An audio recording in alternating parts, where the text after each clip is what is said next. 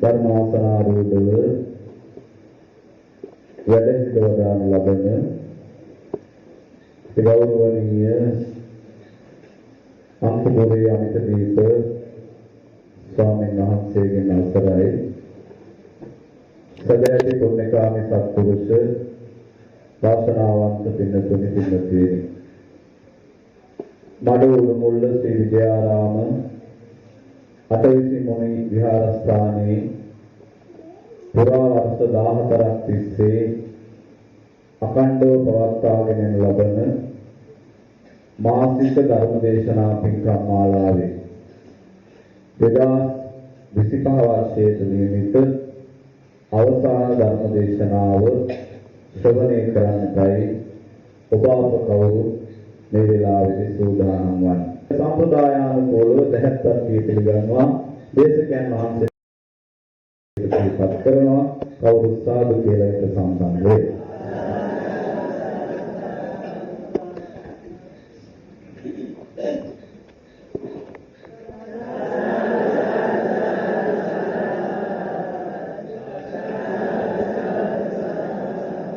ගෞරවනීය අපේ හාමුදුරුවෝ වහන්සේට අපට අනුකම්පා පිණිස ඔබට හිතසුව පිණිස මෙතන සිට ධර්ම දේශනාව කැමැති වේලාවක් දේශනා කරන්න හැටියට ඉතාමත්ම ගෞරවයෙන් ආරාධනා කරනවා කවුරු සාදුකාරයක් කරනවා.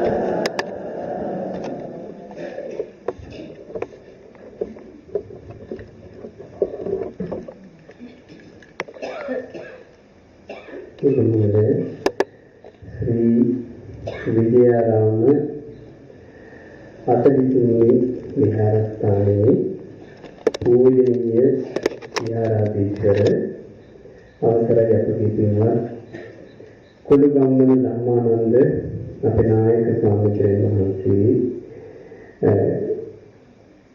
පාද වන්දනා කරමින් මම අවසර පතනවා අපේ පින්වතුනි ආරම්භයේ ලෙස තිසරණ පන්සිල් සමාදන් වෙමු. කවුරුත් මා සමග කියන්න සාදු සාදු නමෝ තස්සේ භගවතු වරහතු සම්මා සම්බුද්දස්සේ නමෝ තස්සේ භගවතු වරහතු සම්මා සම්බුද්දස්සේ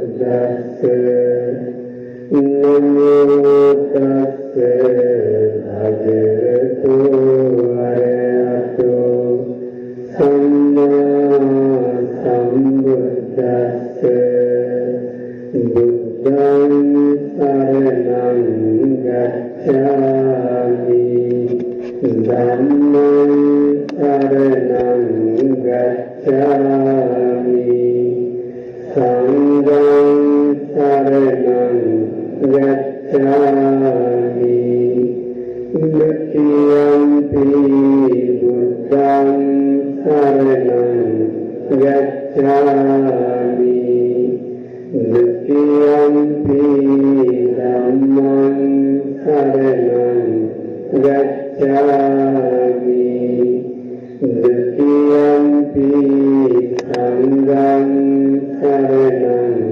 ගච්ඡාමි තතියම්පි බුද්ධං සරණං ගච්ඡාමි තතියම්පි ධම්මං සරණං ගච්ඡාමි තතියම්පි සංඝං සරණං ගච්ඡාමි සාදු සාදු සීලය සමාදන් වෙන්න සතුන් මෙරිමින් නැලකීම නම් සිල්පදය සමාදන් වෙමි හොරකම් කිරීමෙන් වැළකීම නම්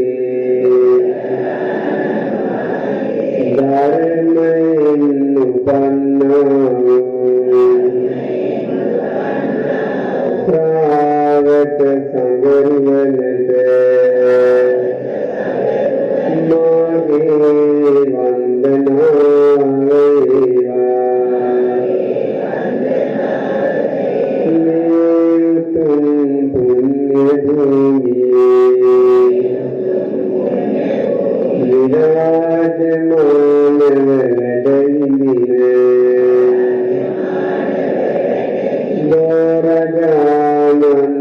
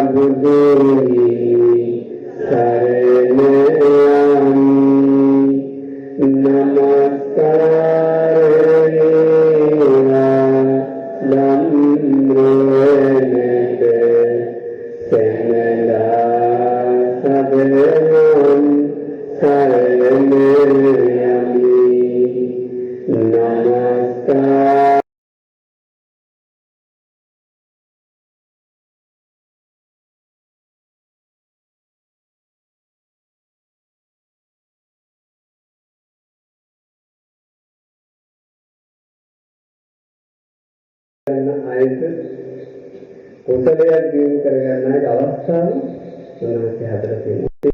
ආශිර්වාදී නොවනුම ලැබේවා.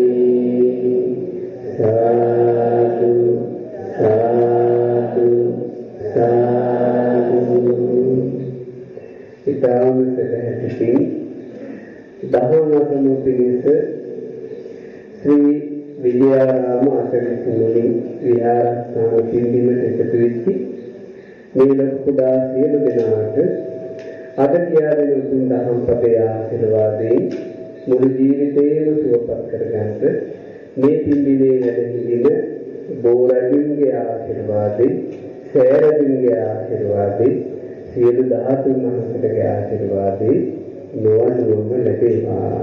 සාදු සාදු. අද පින්වතුන්ට උතුම් දහම් පදයක් මට කියා දෙන්න අවකාශය මට ලැබුණේ. මාව පැවිදි කරලා මට ධර්මයේ කියා දෙන්න මගේ ගුරු දෙවියන් නිසා. ඒ නිසා බණ කියන පළමුව මම සිහි කරනවා මාගේ කල්යාණ මිත්‍ර මාගේ ගුරු දේවෝත්තම පරම පූජනීය අවසරයි කිරිබත්ගොඩ ඥානානන්ද අපගේ පින්වත්ක ස්වාමීන් වහන්සේ නිදුක් නිරෝගව දීර්ඝායුෂ ලබත්වා. සාදු සාදු සාදු. පින්වතුන්ගෙන බොහෝම කල්යාණ මිත්‍ර හැඟීමෙන් දැන් වර්ෂ ගණනාවක් තිස්සේ හැම මාසයකම මේ ශ්‍රී විජයාරාම අටවිසි විහාරයේ මුල් කරගෙන මාසික ධර්ම දේශනා මාලාවක් මේක පවත්වාගෙන ඉන්නේ අපේ නායක ස්වාමීන් වහන්සේ. මේ වෙනකොට වර්ෂ 14ක් තිස්සේ මේ ප්‍රදේශයේ ඇදහිවතුලට මාසිකව දහම් පදයක් ශ්‍රවණය කරන අවස්ථාව ප්‍රදේශයේ නායක ස්වාමීන් වහන්සේ විදිහට උන්වහන්සේ හදලා දෙනවා. තින් කරගන්න අයට කුසලයක් දිනු කරගන්න අයට අවස්ථාව උන්වහන්සේ හදලා තියෙනවා. ඉතින් අදත් වරද මේ දහම් බිඳ ශ්‍රවණය කරන්න ලැබෙන්නේ අපේ නායක ස්වාමීන් වහන්සේ නිසා. අවසරයි අපගේ පූජනීය කුඩගම්මන ධම්මානන්ද නායක ස්වාමීන් වහන්සේ නිදුක්ව නිරෝගව දීර්ඝායුෂ ලබත්වා. සාදු සාදු සාදු. අද මේ පින්කම වෙනුවෙන් සම්පත් සුමන සූරිය මහත්මයා දායකත්ව දරනවා. ඒ පවුලේ පිටුපසට එක්ක වරසයක් ගෙවි ගිහින් නව වර්ෂයක් එළවෙන්න අපි අතනග වර්ෂ වේගින් ගෙවි යනවා. අපේ ජීවිතේ අපට නොදැනි එක වර්ෂ වලට මාරු වෙනවා. වර්ෂ අලුත් වුණාට ගොඩක් ජීවිතවල වෙන්නේ ජීවිතේ පහළ වෙන එකයි. වර්ෂයක් අලුත් වෙද්දී උපන්දින අලුත් වෙනවා. ඒ ජීවිතේ පහළ වෙනවා. ඉන්න දෙවිච්ච කාල වසවලුම අඩු වෙනවා. ඒ නිසා මම කල්පනා කළා අද පින්වතුන්ට මේ කියන්නේ නම් පදේ වලට ජීවිතය අලුත් කරගන්න ආශිර්වාදයක් වෙන විදිහට සිහිපත් කර යුතුයි. ජීවිතය අලුත් වෙන්න වෙනදී මනුස්සයෙකුගේ ජීවිතේ ගුණ ධර්ම අලුත් වෙනවා. තියෙන ගුණ ධර්ම වැඩෙනවනම් ඒ ජීවිතය අලුත් වෙනවා. නැති ගුණ ධර්ම උපදිනවනම් ඒ ජීවිතය අලුත් වෙනවා. මේ ලෝකේ යම්තා ගුණ ධර්මද ඒ ගුණ ධර්ම සියල්ලටම ප්‍රමුඛ ගුණ ධර්මයක් වෙනවා. හැම ගුණ ධර්මයක්ම හටගන්න පොළොවක් වෙන ගුණ ධර්මයක්. ගුණ ධර්ම කියලා කියන්නේ එක සාරවත් ගස්න ඒ සරු ගස් හිටවන්න පොළොවක් තිබේ. සරු ගස් හිටවන්න පොළොවක් වගේ සරු ගුණ ධර්ම හිටවන්න පොළොවක් බඳ ගුණ ධර්මයි. මොකක්ද ගුණ ධර්මය? ඒක කියනවා සත්පුරුෂකම. මොකක්ද ගුණ ධර්මය? සත්පුරුෂකම. සත්පුරුෂකම තියෙනවා නම් සත්පුරුෂකමේ ලක්ෂණ දෙකයි. කතන්නේ සත්පුරුෂකම කියන කෙනාට කළ ගුණ මතකයි. කත වේදී සත්පුරුෂකම තියෙන කෙනාට කළ ගුණ සිහි වෙනවා. එයාගේ ජීවිතේ හැරෙන අතේ සිහි වෙන්නේ යමක් තියෙනවා. අතීත ගැන හැරෙන්න බලන්නේ මට මෙහෙම උදව් කළා, මට හයියක් වුණා, මම රැක්කා. එයාට සිහි වෙන්න දෙයක් තියෙනවා. ආන්න සත්පුරුෂයා ඔයාලටම ඔයාලගේ ජීවිතේට නැඹුරලා බැලුවේටි. මම සත්පුරුෂ ගොඩේද? එහෙම නැත්නම් මම සත්පුරුෂ නොවන ගොඩේද? සත්පුරුෂ නොවන ගොඩ මොකද කියන්නේ? අසත්පුරුෂ. අසත්පුරුෂ ගොඩට බුදුරජාණන් වහන්සේ පාවිච්චි කළ වචනය අසත්පුරුෂ භූමි. අසත්පුරුෂකම නෙමෙයි පොළොව භූමිය. මුළු මහත් සංසාරෙම තියෙන කෙනෙක්. අසත්පුරුෂ භූමිය. සංසාරෙම අසත්පුරුෂ භූමිය. සංසාරයෙන් නිදහස් වෙන ගුණයන් වඩන පිරිස බුදුරජාණන් වහන්සේ තව ගොඩකට දැම්මා. සත්පුරුෂ භූමිය. සත්පුරුෂකම නෙමෙයි භූමිය.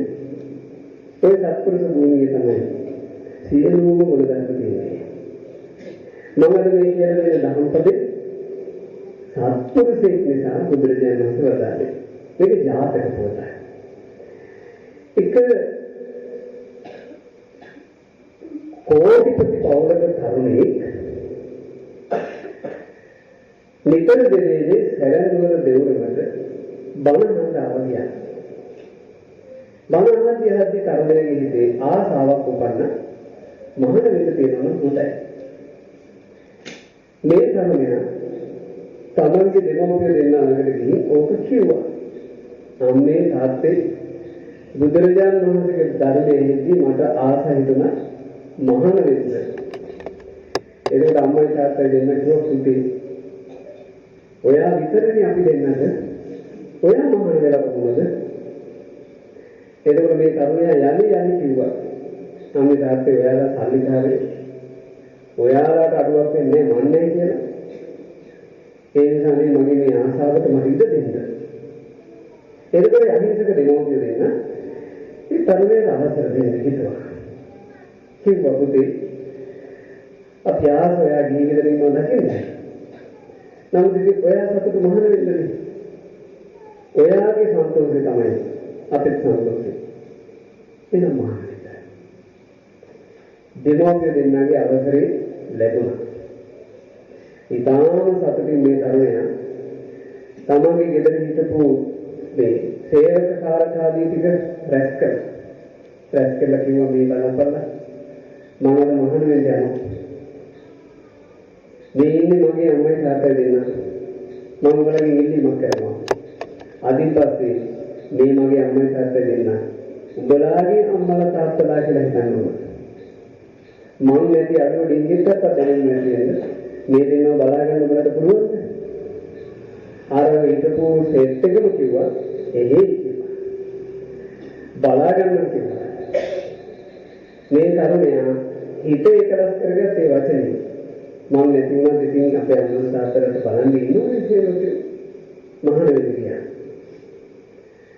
තුන් අවුරුද්දක් සැරැන්වල දෙවුරකට වෙලා ධර්ම ඉගෙන ගත්තා හොඳට ධර්ම ඉගෙනගෙන විවේක සුවයෙන් පොඩ්ඩක් වැඩ ඉන්නවා කියලා සැරැන්වල ආස්තරලා ඈතට වැඩියා උන්වහන්සේ සැරැන්වලින් ඈතට වැඩියා විතරයි අර මහාපාදක සේවකයන්ගේ ඇත්ත ස්වභාවයේ එළියට ආවා. සුදු හුණු ටික හේලිලා ගියා.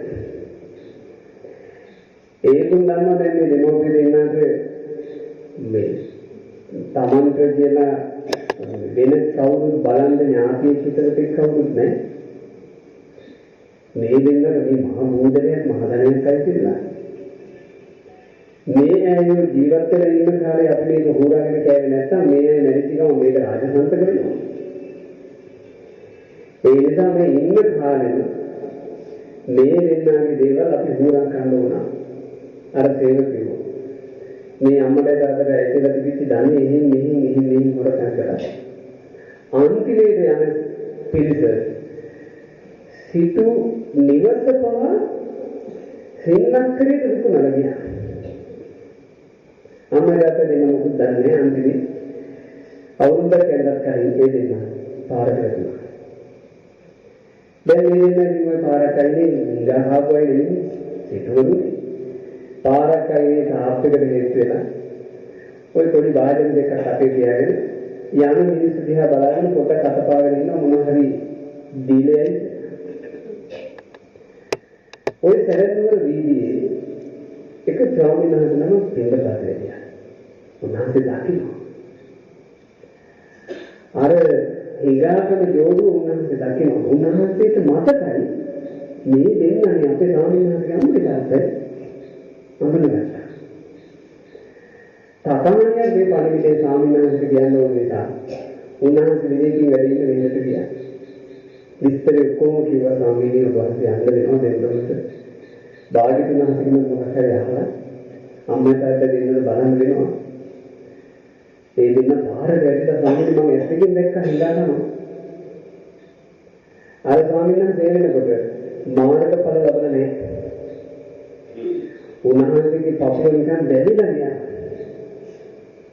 තමන්ගේ අම්මා තාත්තා දෙන්න ආසරණ වෙලා පාරට වැටිලා ඒ දෙන්නට කවුරුත් නැහැ කියලා කියනකොට ඒ සත්පුරුෂ දරුවගේ හිත දැවුණා. ඉක්මනට පාත්‍ර සිවුරෙන් සැරෙන්වල දානවා. ජේතවනාරාමයට යන්නේ නැතුව අම්මයි තාත්තයි ඉන්න වීදියට තමයි යන්නේ. ඒ ඉතින් ඈතින්ම දැක්කම දෙන්න කලු ගැහිලා අවුවට පිච්චිලා අසරණ වෙලා පාරයි. උන්වහන්සේ මඟපල ලබන නෙමෙයි. දැක්ක ගමන් ඇඬුණා. අනාගෙන ළඟට ගිහින් අම්මට තාත්තට කිව්වානේ අම්මේ තාත්තේ බය වෙන්න එපා මොනවා. මම බලනවා වැඩේකට. මම අදම සිවුරනවා. එතකොට අම්මා තාත්තා දෙන්න පුතේ අපි පාරට වැටුණා කියන ආරංචිය ඔයාට යනවටත් අපි කැමති නැහැ. අපි පුතේ තව දවසයි ඉන්නේ. අපි මෙතනදී. අපි ආස අපේ ඇස් දෙක පිය වෙනකන් ඔයා සිවුරේ ඉන්නවා හිතයි. ඒ නිසා ඔයා සිවුරේ ඉඳලා. ඔයා සිවුරේ ඉඳී අපේ ඇස් දෙක පිය වෙනකන්. දැන් මේ සාමාන්‍ය ලොකු ප්‍රශ්නයක්. දෙමව්පිය දෙන්නට සලකන්නත් ඕන සිවුරේ ඉඳන් ඒක කරන්නත් ඕන. උනාට කල්පනා කළා මම පින්ද පාතට ලැබෙන භෝජනේ මගේ දෙමව්පියන් පෝෂණය කරනවා. ඔය කොහේරි අම්බලමුක වගේ රඳවලා මම මගේ අම්මයි තාත්තයි දෙන්නට හේවණක් දෙනවා. වතුර ඩිංගිත්තක් උණු කරලා මට නාවන්න කරන්න බැරි නෑ මගේ දෙමෝපියන්. මම අම්මයි තාත්තයි දෙන්නම මගේ අද්දින් නාවන. ඔය දෙන්න ඔය කිසි වෙන දෙයක් මට බැරි කම නෑ මගේ අද්දින් හොදන්න. මම මගේ අම්මගේ තාත්තගේ රෙදි ටික හොදලා මම ඒවා මේව කරලා උපස්ථාන කරනවා. සිවුර වදින්නේ නෑ මම. දැන් උන්වහන්සේට පැවිද්ද කරනවාට වඩා මෞඛ්‍ය උපස්ථාන වෙනුවෙන් කාලය වෙන් කරන්න වෙලා කෙස් ටික බාගන්න වෙලාවක් නැහැ. තමන් වහන්සේගේ සිවුරු පිළිවෙලක් මේ පිළිසිදු කරගන්න වෙලාවක් නැහැ. උන්වහන්සේ කොයි වෙලේ බැලුවත් මෙහෙරින් එළියේ. උදේම මෙහෙරින් එළියට ගියාට පස්සේ උන්වහන්සේ ආපහු එන්නේ හවස් වෙලා. ඒ එනකොට එන්නේ පින්පත් වෙලා. එක දින වික්ෂුණාංගලෙන් බේරනවා මොකද වෙන්නේ? උන්වහන්සේ ඇහුවා විස්තර ස්වාමීනි වහන්සේ මේ කොහොම හොඳට පැවිද්ද කරගෙන පිරුමට ලස්සන හිටපු කෙනා. දැන් නිකන් ඔබ වහන්සේ කොණ්ඩලයව කපන්නේ නැතුව ඔබ වහන්සේ නිකන් පැවිද්ද නොසතුටින් ඉන්නවා කියලා අපිට හිතෙනවා. එතකොට ඒ ස්වාමීන් වහන්සේ කිව්වා "එරෙහි මම පැවිදි ආසාවෙන් ඉන්නේ. මට හැබැයි මගේ අම්මට තාත්තට දෙන්නට සලකන්න වෙලා මම දැන් ඒ දෙන්නට බලනවා. අර වික්ෂුන් මෙව ඔබ වහන්සේ කොහොමද සිවුරෙන් දැන්නේ මොකද බලන්නේ? මම උන්වහන්සේ කිව්වා. මම උදේම පින්නපාත වැඩම කරලා පාත්‍රයෙන් එකක් දන් පුරව ගන්නවා. මගේ දෙමෝපිය නවත්තලා ඉන්න අම්බලමට ගිහින් මට ලැබිච්ච භෝජනේ මගේ දෙමෝපියන්ට බෙදලා දීලා මම වළඳනවා. ඔබ කියනකොට මාර ස්වාමීන් වහන්සේලා කියනවා වැරදි නේද? ගිහියෝ දම් බෙදන්නේ පැවිද්දන්ද? පැවිද්දේ තමන්ට ලැබිච්ච භෝජනේ ආයේ ගිහියන්ට දෙන එක වැරදි නේ. එනදිගෝ මගේ අද්දකින් අම්මගේ තාත්තගේ එදුම් හොදනවා. කල්පනා කළා මේ ගිහියෝ සිවුරටත් වදිනවා. සිවුරක් පොරගෙන ඉන්න කෙනෙක් ගිහියන් යන මොහොතේ ඒක වැරදි නේ. අර සාමාන්‍යයෙන් හිතිච්ච එක. එක පැත්තකින් උන්වහන්සේලා එහෙම හිතිච්ච හොඳයි. ඒ නිසා තමයි මේ ජාතක පුවත බුදුරජාණන් වහන්සේගේ මොහොතේ විවර වුණේ. අර විසුණුහන්සේලා භාග්‍යවතුන් වහන්සේලාට ගිහින් පැමිණිල්ලක් දැවා ස්වාමීනි අසවල් භික්ෂුව තමන් සිවුර ඉඳගෙන ගිහියන්ට උපස්ථාන කරනවා. කොහොම කිව්වා? පුදුමයි බුදුරජාණන් වහන්සේ. බුදුරජාණන් වහන්සේ ඕන තරම් ඒ භික්ෂුන් වහන්සේලාට කෙනෙක්ම කියන්න තිබ්බා නෑ මහණෙනි මේතන එපා ඒ භික්ෂුව බලන්නේ අම්මයි තාත්තයි දෙන්නට. දැන් බුදුරජාණන් වහන්සේ ඒක නොපෙනේද? තේනවන තස්ස අභික්ත මිදත්ති කන්ති තථාගතයන් වහන්සේට මේ ලෝකේ නොපෙනෙන කිසිවක් නැත.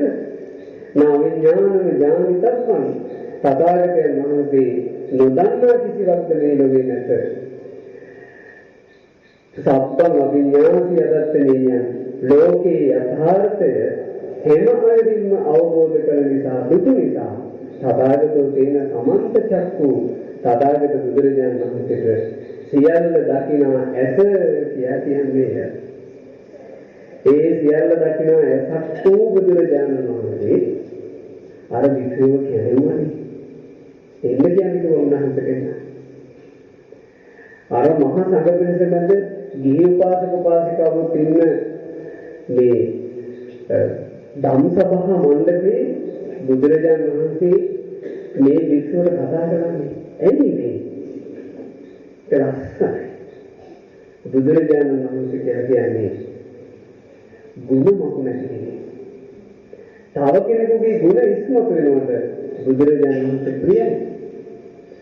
භාග්‍යවතුන් වහන්සේ ළඟ මහාන වෙලා පිළිවෙත් පුරන මඟපල නොලත් මේ වික්ෂුවගේ වුණා. තිබෙනා වූ ගුණ මහ පිරිසක් අතර ප්‍රකට වෙන එක බුදුරජාණන් වහන්සේ ප්‍රියයි. ඒ නිසා භාග්‍යවතුන් වහන්සේ පිරිස නේද ඒ වික්ෂුවගෙන් අහුවා. වික්ෂුව ඔබට තියෙන පැමිණිලා චෝදනාවක්. ඔබ මේ සිවුරේ ඉඳගෙන ගිහියන්ට උපස්ථාන කරනවලු? ඇත්තද වික්ෂුව මේක? එතකොට අර වික්ෂුන් වහන්සේ බුදුරජාණන් මැදගෙන කියනවා ස්වාමීනි ඇත්ත. ඒ චෝදනාව හරි. ස්වාමීන් මම ඒක කරනවා. මම සිවුරේ ඉඳන් ගිහින් තරගෙන. වික්ෂුව තමන් ගිහින් මේ සිවුරක ඉඳගෙන සැලකිය යුතුයි කියලා හිතන්න තරම් ඒ ගිහියගේ වටිනාකම මොකක්ද? හරි අපූර්වයි. උනන්දුයි උත්තරේ ඒ උත්තරේ ඉන්නේ 7%. ඒ උත්තරේ දෙන කෙනෙකුට එහෙම මේ කතාව වුණාට පස්සේ කොපියක් ගහන්න පුළුවන්. කොපි කරනවා වුණ දිනා ඒක ඇතුලෙන් එන්න නම් එයාලගේ 7% කියනවා. කිව්වනේ වික්ෂුව ස්වාමීනි ඒ දෙන්න තමයි මට මේ මනුස්ස ලෝකෙට එන්න අවසර දුන්නේ. ඒ දෙන්න තමයි මට මහාන වෙන්න අවසර දුන්නේ. ස්වාමීනි ඒ මගේ ආදරණීය අම්මාය ආදරණීය තාත්තාය බලන්න ලක්ෂණ මම හිතන ඔයාලට වඩා එක මට දැනෙනවා.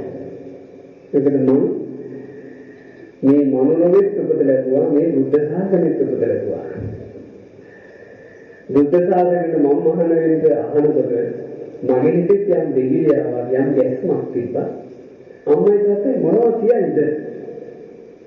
හැබැයි මම සූදානම් කියලා ඒ පාටිවෝ ආ ජීවිතේ දහන්නේ. මම කියන මේ දෙමෝකේ මහාන වෙන්නේ. මගේ මොකක්ද ලොකු වාසනාවක්. මගේ අම්මවත් මගේ තාත්තවත් එපා කියලා කිව්වේ. එයාලගේ අවසරය නිසා මම අද බුද්ධ ශාසනයට ඇතුළේ අවුරුදු ගාණක් තිස්සේ මහා පින්වැස් කරනවා. ඒ නිසා ඒක මේ වික්ෂුවට දැනෙච්ච දේ මට දැනෙනවා.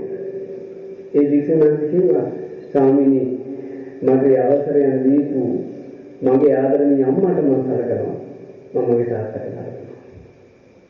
ඔබ ඉතින් මේ ඉන්නේ ප්‍රත්‍යක්ෂ වික්ෂුව. මේ වික්ෂුව තාම සෝවාන් වෙලාවත් නැහැ. මේ වික්ෂුවට තාම සංවේදී කරුණේදී ඇඬෙනවා. එහෙම වික්ෂුවකට ලෞතර සම්මා සම්බුදුරජාණන් වහන්සේගේ රාමුවන් ශ්‍රී හස්තය එකතු වුණානේ. බුදුරජාණන් වහන්සේ දෑත් එකතු කරගෙන අර වික්ෂුව ඉදිරියේ මේ වචනේ වදාලා සාදු සාදු සාදු වික්ඛු සිංහ වික්ෂුව ඉතායහපත් දෙනෝපිය දෙදෙනාද හරකනවා කියලා යම් කරුණක් ඇද්ද ඒ ඉතායහපත් වික්ෂුව ඔබ මිනිස්සේ බුද්ධ ශාසනයක් පවතින කාලෙක මෞගුණ පියගුණ අඳුන ගැනීම ගැන මහා පුදුම වෙන දෙයක් නේ. වික්ෂුව දන්නවද? අතීතයේ නොනැත්තෝ තමන් තිරිසනෙක් කියලා ඉපදලා ඉඳි. තිරිසන්ගත ජීවිතේදී පවා මම අද මෙහෙම ජීවිතේ ගත කරන්නේ මාව උපද්දපු අම්මා නිසා. මම අද ජීවිතේ ගත කරන්නේ මාව පෝෂණය කරපු මගේ තාත්තා නිසා කියලා අම්මා තාත්තා දෙන්න අඳුන ගන්න ලක්ෂණනේ.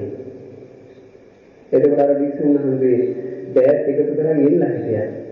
ස්වාමීනි තිරිසන්ගත ජීවිතේ ඉඳලා නුවණැත්තෝ දෙමෝපියන්ට සැලකුව හැටි අහන්න සතුටුයි. අපිට අනුකම්පාවෙන් ඒ කියා දෙන සේක්වා ඉල්ලුවා. ආයේ මොහොතේ කුඩරි කෙලින්නකේ නද පරදන ගම්බීර බ්‍රහ්මස්වරේ බුදුරජාණන් වහන්සේ වදාළ අසිරිමත් ජාතක පොත තමයි සාලි කේදාර ජාතකය. මොකක්ද ජාතක කතාව නම? සාලි කේදාර